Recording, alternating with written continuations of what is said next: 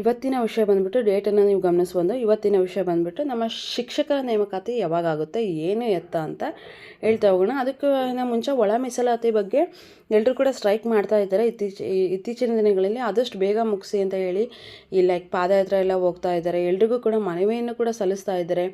Okay, ಇನ್ನು ಈ ಮಂತಲ್ಲೇ ಮುಗಿಸಿ ಅಂತ ಹೇಳಿ ತುಂಬ ಪ್ರೆಷರನ್ನು ಕೂಡ ಆಗ್ತಾ ಇದ್ದಾರೆ. ಏನಾಗುತ್ತೆ ಅಂತ ಹೇಳಿ ನಾವು ಕಾದು ನೋಡಬೇಕು. ಅದ್ರ ಜೊತೆಗೆ ಶಿಕ್ಷಕರ ನೇಮಕಾತಿ ಯಾವಾಗುತ್ತೆ, ಏನಾಗುತ್ತೆ ಅಂತ ಹೇಳಿ ಇದೇ ವಿಡಿಯೋದಲ್ಲಿ ಹೇಳ್ತಾ ಹೋಗ್ತೀನಿ.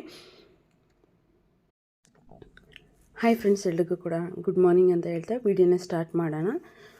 ಯಾವುದಾದ್ರೂ ಕಾಂಪಿಟೇಟಿವ್ ಎಕ್ಸಾಮ್ ಬುಕ್ಸ್ ಬೇಕು ಅಂದರೆ ಅವೈಲೇಬಲ್ ಇದೆ. ಸ್ಕ್ರೀನಲ್ಲಿ ಕಾಣಿಸ್ತಿರೋ ನಂಬರ್ಗೆ ಕಾಲ್ ಮಾಡಿ, ಫ್ರೀ ಶಿಪ್ಪಿಂಗ್ ಇರುತ್ತೆ. ಎಲ್ಲ ದೈಹಿಕ ಶಿಕ್ಷಕರ ಬುಕ್ಸು ಕೂಡ ಅವೈಲೇಬಲ್ ಇದೆ. ಓಕೆನಾ, ನಾನು ವಿಡಿಯೋ ಲಾಸ್ಟಿಗೆ ಅಪ್ಲೋಡ್ ಮಾಡಿರ್ತೀನಿ. ಅಲ್ಲಿ ಹೋಗಿ ನೀವು ಯಾವ್ಯಾವ ಬುಕ್ ಇದೆ ಅಂತ ಹೇಳಿ, ಸದ್ಯಕ್ಕೆ ಇದಿಷ್ಟೇ ಬುಕ್ಸ್ ಇರೋದು, ಯಾವ್ಯಾವ ಬುಕ್ ಇದೆ ಅಂತ ಹೇಳಿ ನೋಡ್ಕೋಬೋದು. ನೋಡಿ, ಇವತ್ತಿನ ವಿಷಯ ಏನಪ್ಪ ಅಂದರೆ ಶಿಕ್ಷಕರ ನೇಮಕಾತಿ ಯಾವಾಗ ಆಗುತ್ತೆ ಅಂತ. ಇನ್ನು ದೈಹಿಕ ಶಿಕ್ಷಕರು ಅಂದರೆ ನಮ್ಮ ಶಿಕ್ಷಕರದ್ದು ನೇಮಕಾತಿ ಆಗುತ್ತೆ ಅಂತಲೇ, ಬಟ್ ಇಲ್ಲಿ ಅದು ಮೆನ್ಷನ್ ಮಾಡಿರೋದೇನು ಅಂದರೆ ದೈಹಿಕ ಶಿಕ್ಷಕರದು ಅಂತ. ಸೊ ದೈಹಿಕ ಶಿಕ್ಷಕರದಾದರೆ ಓಕೆ, HSTR ಕಾಲ ಆದರೆ ಅವ್ರದ್ದು ಕಾಲ ಆಗಬೇಕು, ಮತ್ತು ನಮ್ಮದು ಕಾಲ ಆಗಬೇಕಲ್ವ. ಸಬ್ಜೆಕ್ಟ್ ಮಾತ್ರ ಚೇಂಜ್ ಇರುತ್ತೆ. ಸೊ ಫಸ್ಟ್ನೇ ಪಾಯಿಂಟ್ ಏನಪ್ಪ ಅಂದರೆ ಅವ್ರನ್ನೂ ಕೂಡ ಸಹ ಶಿಕ್ಷಕರು ಅಂತ ಹೇಳಿ ಪರಿಗಣಿಸಬೇಕು ಅಂತ ಹೇಳಿ ಹೇಳ್ತಾ ಇದ್ದಾರೆ. ಸಹ ಶಿಕ್ಷಕರು ಅಂತ ಹೇಳಿ ಪರಿಗಣಿಸಬೇಕು ಅಂತ ಫಸ್ಟ್ನೇ ಪಾಯಿಂಟು. ಇನ್ನು ರಾಜ್ಯದಲ್ಲಿ ದೈಹಿಕ ಶಿಕ್ಷಕರ ಸಂಖ್ಯೆ ಎಷ್ಟು, ಮಂಜೂರಾದ ಹುದ್ದೆಗಳೆಷ್ಟು ಅಂತ ಪ್ರಶ್ನೆಯನ್ನು ಕೇಳಿದ್ದಾರೆ. ಓಕೆನಾ, ಇನ್ನು ಉತ್ತರಿಸುವವರು ಶಾಲಾ ಶಿಕ್ಷಣ ಸಚಿವರು, ಶಾಲಾ ಶಿಕ್ಷಕ ಮತ್ತು ಸಾಕ್ಷರತಾ ಇಲಾಖಾ ಸಚಿವರು. ಓಕೆನಾ, ದಿನಾಂಕವನ್ನು ನೀವು ನೋಡ್ಬೋದು. ಉತ್ತರಿಸುವ ದಿನಾಂಕ ಬಂದುಬಿಟ್ಟು 6/3/2025. ಸದಸ್ಯರ ಹೆಸರು ಅಂದರೆ ಪ್ರಶ್ನೆಯನ್ನು ಕೇಳಿರ್ತಕ್ಕಂಥವ್ರು ನಾರಾಯಣ ಸ್ವಾಮಿ ಅಂತ.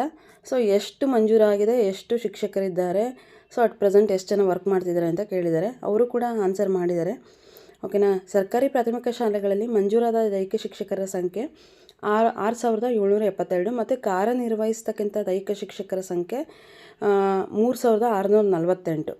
ಇನ್ನು ಪ್ರೌಢಶಾಲೆಯಲ್ಲಿ ದೈಹಿಕ ಶಿಕ್ಷಕರ ಸಂಖ್ಯೆ 5,220.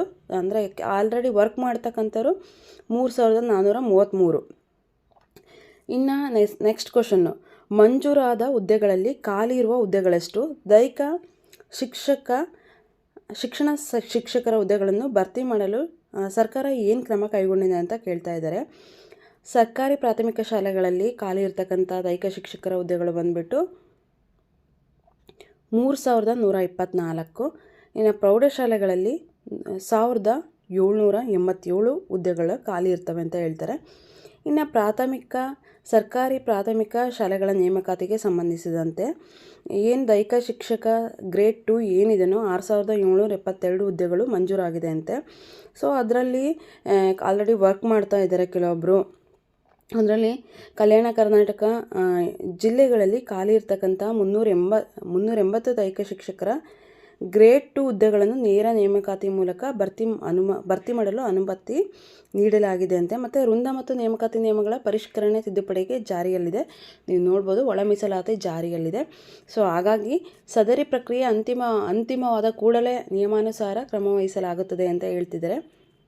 ಇವರೇನು ಹೇಳ್ತಿದ್ದಾರೆ ಅಂದರೆ, ಸೊ ಇಲ್ಲಿ ಹೊಸ ಹುದ್ದೆಗಳನ್ನ ಯಾವುದೇ ಅಧಿಸೂಚನೆಯನ್ನು ಹೊರಡಿಸುವ ಆಗಲೇ, ಯಾಕೆಂದರೆ ಒಳ ಮೀಸಲಾತಿ ಇದೆ. ಸೊ ಹಾಗಾಗಿ ನಾವು ಎಲ್ಲ ರೆಡಿ ಇಟ್ಕೊಂಡಿದ್ವಿ, ಬಟ್ ಅದನ್ನು ಕಾರ್ಯರೂಪಕ್ಕೆ ತರೋಕ್ಕಾಗ್ತಾ ಇಲ್ಲ, ಯಾಕೆಂದರೆ ಒಳ ಮೀಸಲಾತಿ ಇರೋದ್ರಿಂದ ಅಂತ ಹೇಳ್ತಾ ಇದ್ದಾರೆ.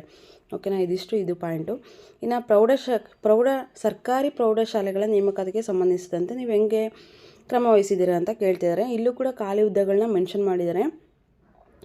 ದೈಹಿಕ ಶಿಕ್ಷಕರು ಖಾಲಿ ಇರುವ ಹುದ್ದೆಗಳಲ್ಲಿ ದೈಹಿಕ ಶಿಕ್ಷಕರು 216 ಹುದ್ದೆಗಳು ಹಾಗೂ ವಿಶೇಷ ಶಿಕ್ಷಕರು 48 ಹುದ್ದೆಗಳು ಸೇರಿದಂತೆ ಒಟ್ಟು 385 ಹುದ್ದೆಗಳನ್ನು ಭರ್ತಿ ಮಾಡಲು ಅನುಮತಿ ನೀಡಿದ್ದಾರೆ. ದೈಹಿಕ ಶಿಕ್ಷಕರು 270 ಹುದ್ದೆಗಳನ್ನು ಸೇರಿದಂತೆ 2,500 ಹುದ್ದೆಗಳನ್ನು ಭರ್ತಿ ಮಾಡಲು ಆರ್ಥಿಕ ಇಲಾಖೆಯಿಂದ ಸಮಾಲೋಚಿಸಲಾಗುತ್ತಿದೆ. ಸೊ ಹಾಗಾಗಿ ಇಲ್ಲೂ ಕೂಡ ನಾವು ವೃಂದ ಮತ್ತು ಹುದ್ದೆಗಳಿಗೆ ನೇರ ನೇಮಕಾತಿ ಮಾಡಲು ಹೊಸದಾಗಿ ಅಧಿಸೂಚನೆಯನ್ನು ಹೊರಡಿಸೋಕ್ಕೆ ಆಗ್ತಾ ಇಲ್ಲ, ಒಳ ಮೀಸಲಾತಿ ಇರೋದ್ರಿಂದ. ಹಾಗಾಗಿ ಸೊ ಯಾವುದು ಬರುತ್ತೆ ಅಂತ ಹೇಳಿ ವೃಂದ ಮತ್ತು ನೇಮಕಾತಿ ನಿಯಮಗಳನ್ನು ನಾವು ಪರಿಷ್ಕರಣೆಗೆ ತಿದ್ದುಪಡಿ ಜಾರಿಯಲ್ಲಿದೆ. ಹಾಗಾಗಿ ಅದನ್ನು ನೋಡಿಕೊಂಡು ನಾವು ಅಧಿಸೂಚನೆಯನ್ನು ಹೊರಡಿಸ್ತೀವಿ ಅಂತ ಹೇಳ್ತಿದ್ದಾರೆ. ಮತ್ತು ಸಹ ಶಿಕ್ಷಕರು, ಓಕೆ, ದೈಹಿಕ ಶಿಕ್ಷಕರನ್ನು ಸಹ ಶಿಕ್ಷಕರಾಗಿ ನೀವು ಪರಿಗಣಿಸಬೇಕು. ಕ್ರಮ ಅಂದರೆ ಅವ್ರನ್ನೂ ಕೂಡ ಸಹ ಶಿಕ್ಷಕರಂತಲೇ ಕಾಣಬೇಕು ಅಂತ ಕೇಳ್ತಾ ಇದ್ದಾರೆ. ಸೊ ಪ್ರತ್ಯೇಕವಾದ ವೃಂದ ಮತ್ತು ನೇಮಕಾತಿ ನಿಯಮಾವಳಿಗಳಿದ್ದು ಅದರಂತೆ ಕ್ರಮ ವಹಿಸಲಾಗುತ್ತದೆ ಅಂತ ಕೂಡ ಹೇಳ್ತಾ ಇದ್ದಾರೆ. ಓಕೆನಾ. ದೈಹಿಕ ಶಿಕ್ಷಕರು ಬೇರೆ ಅಲ್ಲ, ನಮ್ಮ ಶಿಕ್ಷಕರ ನೇಮಕಾತಿ ಬೇರೆ ಅಲ್ಲ, ಸಬ್ಜೆಕ್ಟ್ ಮಾತ್ರ ಚೇಂಜ್ ಆಗುತ್ತೆ. ಹಾಗಾಗಿ ಶಿಕ್ಷಕರ ನೇಮಕಾತಿನೇ ಆಗುತ್ತೆ ಅಂತ ಹೇಳ್ತಾ ಈ ವಿಡಿಯೋನ ಮುಗಿಸ್ತಾ ಇದ್ದೀನಿ.